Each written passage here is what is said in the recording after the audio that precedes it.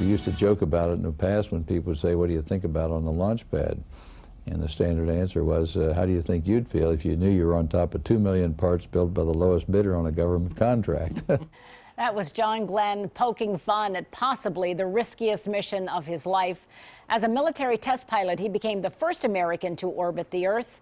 John Glenn died today here in Columbus at the age of 95. And I'm joined right now by Dale Butland, who was the chief of staff for Senator John Glenn and the many years that he was in Washington, D.C. You served with him not only there for 2 decades, but you were a lifelong friend after that. You know, we know John Glenn, the American hero, the public figure. What was he like in person? I have a feeling it was about the same. He was a thoroughly decent human being, and I don't have to tell you that you can't say that about everybody in politics.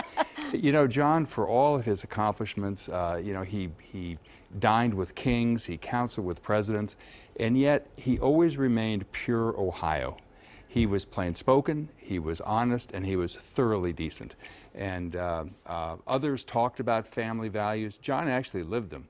And his 72-year marriage to his childhood sweetheart, Annie, I think is the stuff of romantic legend. You know, I have always said, in fact, I said this to Mrs. Glenn one time, that all of, you know, he's an astronaut, he's a statesman, he's an American hero. I think his true story was a love story because they met as infants, as toddlers in a playpen. They actually never dated anyone other than each other.